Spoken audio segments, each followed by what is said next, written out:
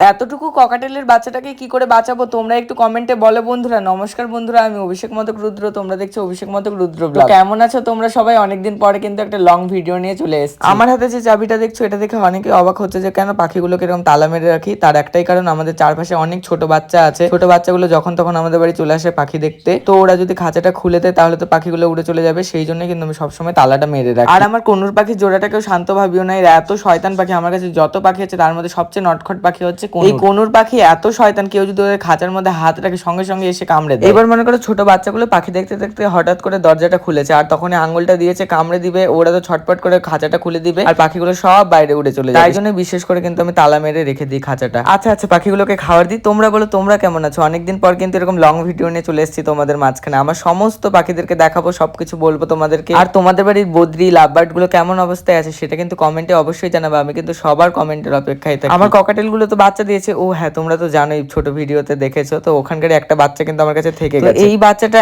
এতটাই দুর্বল আর ছোট, এটাকে ভাবছি কি হ্যান্ড ফিডিং এ তুলে নি। তোমরা কমেন্টে বলো তো যে এটাকে কি হ্যান্ড ফিডিং এ তুলে নিবো। আর ওরা দেখো এত ভালোবাসে, সব ফুডটা দেখো কি সুন্দর করে খেয়েছে। আর আজকে যা গরম পড়েছে আমাদের এখানে থাকার মতো দায় নাই। তার মধ্যে এই যে মাছের ট্যাঙ্কটা, শুধুমাত্র এই যে সবুজ রঙের যে দেখছো শ্যাওলাগুলো, এর জন্য মাছগুলো আমার ঠিকঠাক আছে। সবুজ রঙের শ্যাওলাগুলোর জন্য জলটাও অনেক ঠান্ডা। আমি তো হাত দিই প্রতিদিন, দেখি যে জলটা গরম হয়েছে নাকি না, জলটা ঠান্ডাই থাকে। আর একটা গুড নিউজ আছে, দাঁড়াও দাঁড়াও দেখাচ্ছে। এই যে আমাদের গরুটা কিন্তু বাচ্চা দিয়েছে, দেখেছো কি কিউট হয়েছে না বাচ্চাটা। আর এখানে মাছের ট্যাঙ্কটা পরিষ্কার করতে করতে ভাবলাম যে তোমাদেরকে একটু দেখিয়ে দিই। আমি ভাবলাম তোমরাও হয়তো দেখলে খুশি হবে, নতুন সদস্য বাড়িতে আসলে সবাই খুশি হয় তাই না। গরুটা যেই বাচ্চা দিয়েছে আমরা এত আনন্দ পেয়েছি কি বলবো।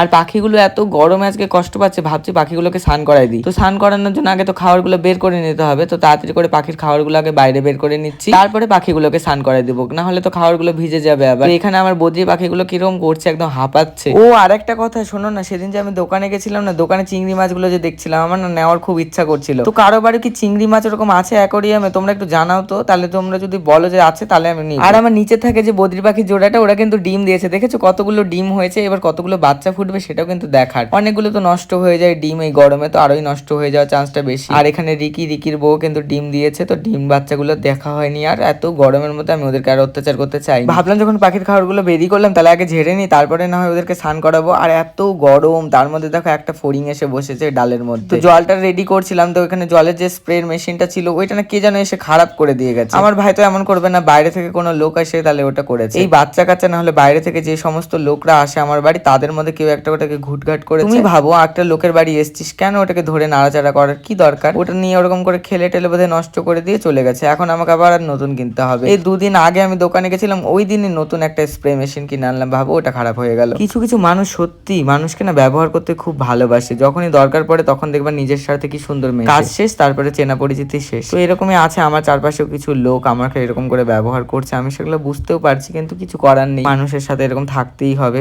চারপাশে এরকম লোক থাকবে, তাদেরকে ইগনোর করে জীবনটা কাটাতে হবে। তো যাই হোক, এখানে পাখিদের খাবার টাওয়ার সমস্ত কিছু রেডি হয়ে গেছে। আর ওদেরকে না আর একটা জিনিস দিই আমি, জানো পাখিগুলোকে না এটা দেওয়ার পর আমি দেখলাম বিশেষ করে বদ্রি পাখির ডিমের সংখ্যা বেড়ে গেছে, তারপরে বাচ্চাগুলো খুব ভালো হেলথ হচ্ছে। হ্যাঁ, সফট ফুডের কথা বলছি। সফট ফুড কিন্তু আমি আগে বদ্রি পাখিদের দিতাম না। তোমাদের অনেক ভিডিওতে বলেছিলাম, তোমাদের মনে আছে কিনা জানি না, যে আমি সফট ফুড কিন্তু আমার বদ্রি পাখিদের দিই। হ্যাঁ, প্রথম দিকে না 7-8 দিন ওরা কিন্তু সফট ফুডটা খাচ্ছিল না, আমি প্রতিদিন খাবার দিচ্ছিলাম আবার ফেলে দিচ্ছিলাম। তারপরে আস্তে আস্তে ওরা সফট ফুডটা এত ভালো খাওয়া শুরু করলো, এখন তো দারুণ খায়। তোমাদেরকে দাঁড়া ভিডিওতে আমি দেখাচ্ছি যে ওরা কি সুন্দর করে সফট ফুড খায়। যাদের বাড়ি বদ্রি পাখি আছে সফট ফুড দিচ্ছ না, তারা কিন্তু দিতে পারে। দেখো আমার পাখিগুলো কিন্তু খায়। আর এই যে এখানে কোনুরকে খাবার দিয়েছি, শয়তানটা দেখো কাছে ভিডিও করতে দেয় না, এত দুষ্ট। আরেকটা পাখি দেখতে পাচ্ছ না, ওটার কারণ হচ্ছে ও ডিম দিয়েছে, ওটাও একদিন তোমাদের সাথে শেয়ার করবো। তো এখানে আমি কিন্তু আস্তে আস্তে সব পাখিকে খাবার দেওয়ার পর বদ্রিগুলোকে খাবার দিয়ে দিলাম। আর বদ্রিগুলোকে দেখো সফট ফুড দেওয়ার সাথে সাথে ওরা কি সুন্দর খাচ্ছে। একটা থেকে দুটা, দুটা থেকে চারটা, চারটা থেকে ছটা, সবাই কিন্তু আস্তে আস্তে নেমে আসছে সফট ফুড খাওয়ার জন্য।